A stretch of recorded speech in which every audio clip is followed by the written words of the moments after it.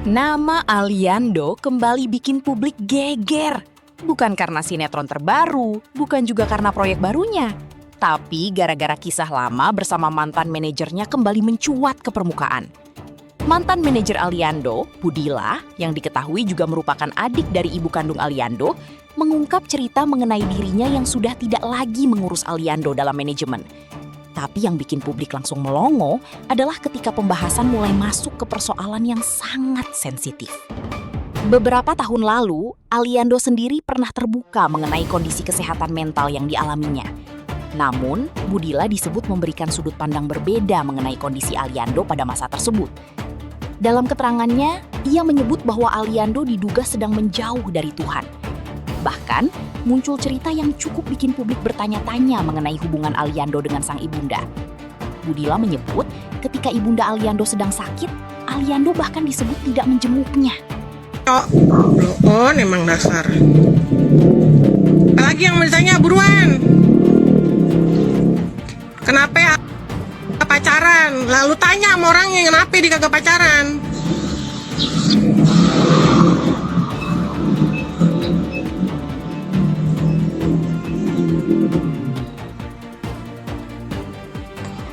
Kenapa Ali sakit mental? Makanya deketin diri sama Allah. Kenapa Ali, lu kagak megang Ali lagi? Kenapa lu udah gak mau megang Ali lagi di manajemen? Kagak pernah sholat Jumat, lu tahu. No, idola lu kagak pernah sholat Jumat, makanya gue ngamuk. Apalagi yang lu mau tanya? Kalau kagak sholat Jumat diri dia sendiri sih gak apa-apa. Ini bawa-bawa supir sama asisten kagak sholat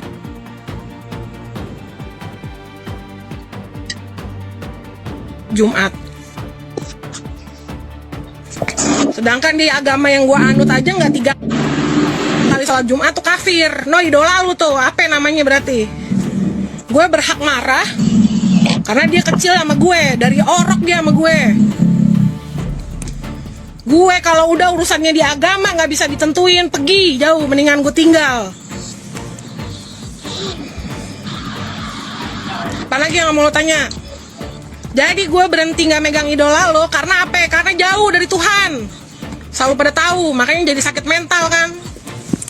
Tuhan dijauhin. Maknya sakit aja ditengok aja kagak. Orang mama sakit mah ditengok, bukan WA doang. WA juga kagak tiap hari. Apalagi yang mau tanyain? Makanya ini jadi idola jangan pada blow on, jangan ngelihat orang dari covernya doang. Yang ganteng banyak, woi.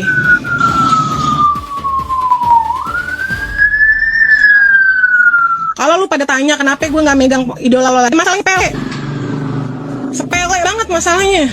Lu tanya sama orangnya, gue berantem gara-garanya afirmasi lo sama dia, mau diambil gak?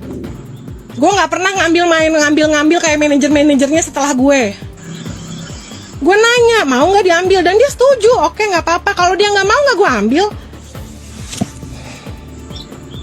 2016 tanggal 13 Mei gue bilang gue maaf Li, gue nggak bisa lagi ngurus lo.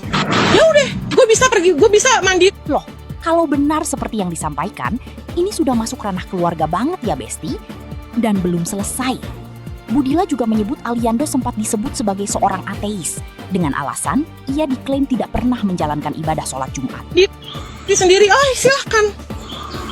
silahkan kalau bisa mandiri sendiri. Mudah-mudahan Tuhan selalu merestuin lu, ngelindungin lu. Kenapa tanya? Nggak pernah sholat Jumat, asal lu tahu. Lu pada muslim kagak? Dia kalau kagak mau sholat Jumat sendiri kagak apa-apa. Bawa supir sama bawa asisten. Kan enak kan gue sekarang ngomong nih. Dulu gue nggak berkata karena anak gue masih kecil-kecil ya. Diajak umroh, yuk kita umroh yuk, Li, punya duit. Ntar dulu deh. Ibu dulu aja. Lu dulu aja. Kalau lu tahu gue berhenti megang idola lu 2016, gue langsung umroh Ramadan. Harusnya gue berangkat sama dia. Gak pernah mau tuh dia. Diajak deket sama Tuhan gak mau. Lu tahu gak idola lu sempet ateis?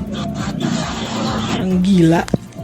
Gue mah sekarang ngomong apa adanya deh. Gue mah karena dia masih adeknya anaknya kakak gue ya, gue menghargain. Kalau dia bukan anak kakak gue udah ludahin dari dulu. Sama masih ponakan gue aja. Cuma gara-gara lu pada nih fans alay nih yang bikin badan gue panas nih. Apaan lagi yang mau lo tanya? Oh ternyata berantem sama Ali ya, lu pikir aja. Berantem sama Ali Kenapa? Coba lu posisi di gue. Lu ngurus dari kecil. Lu muter, lu tinggal anak lu 2 orang demi casting ke sono ke sini biar dia terkenal. Gue asuh, gue ajak, gue bikin manajemen, gue pakein biar dia berkelas. Terus lu diludahin, dilepehin, disepelein. Lu pikir aja coba kalau lu posisinya di gue. Gue cuma ngingetin soal Jumat, ngamuknya udah kayak neraka pengen runtuh. Kalau tuh supir sama asisten gak ngeluh, Bu, saya udah berapa kali gak sholat Jumat. Nyampe masjidnya mah nyampe, Bu, tapi pas orang udah mau komat, mobil suruh berangkat. Dengar ceramahnya mah dengerin, sholatnya kagak. Lu pikir coba. Pantes sekarang beda, ya lu pikir kenapa gue beda.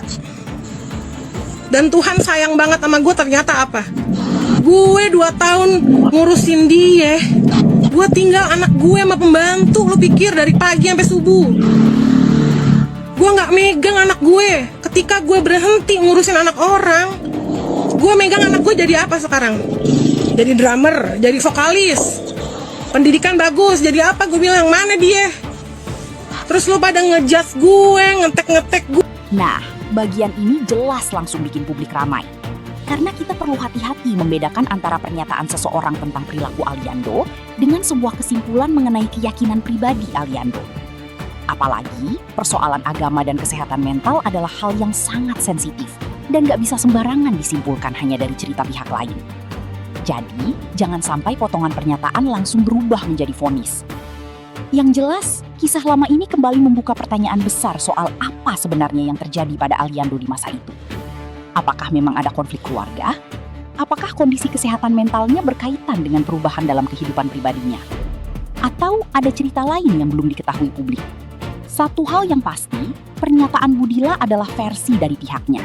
Sehingga kebenaran keseluruhan ceritanya tetap perlu dikonfirmasi kepada Aliando maupun pihak terkait.